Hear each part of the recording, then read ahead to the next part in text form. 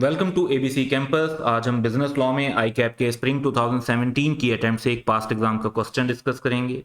तो क्वेश्चन ये है कि Asghar, Babar and Karim are carrying on agricultural business in partnership. They have agreed to share the profit in the ratio of 4:3:2 respectively.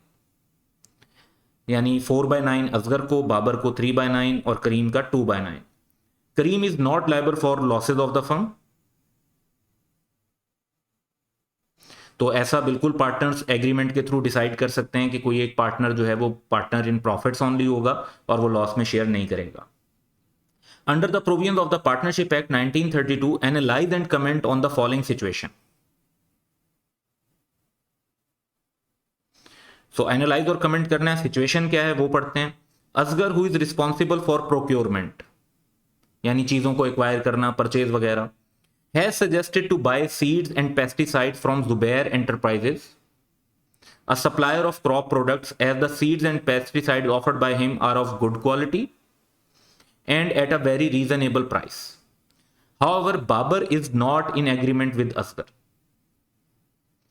Babar is not in agreement with Asgar.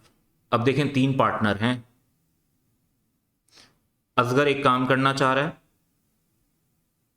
Babar वो काम नहीं करना चाह रहा, और तीसरा पार्टनर करीम है। तो यहां पर हमने एनालाइज और कमेंट करना है। तो पहली बात तो ये होगी कि subject to contract between the partners.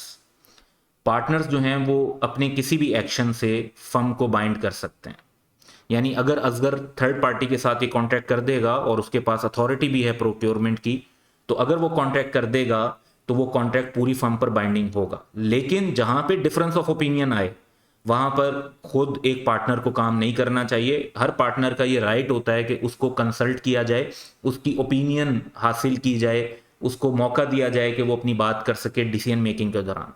तो जहां पर भी कोई डिफरेंस हो, जैसे कि यहां पर भी डिफरेंस है ए और असगर और बाबर के दरमियान, in case of differences decision should be made majority of the partner.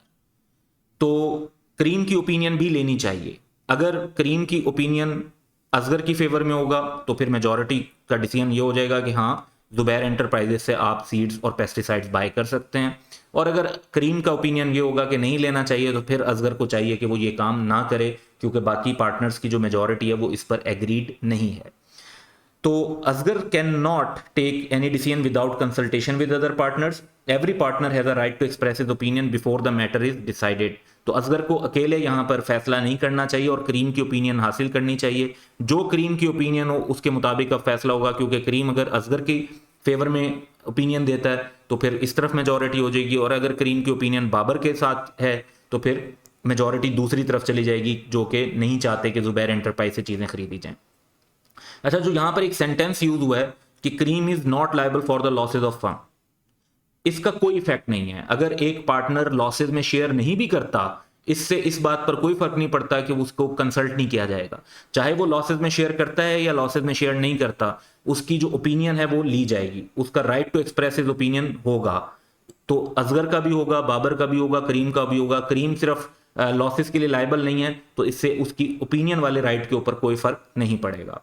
सो ये एक छोटा सा क्वेश्चन था। That's all for today. Have a good day.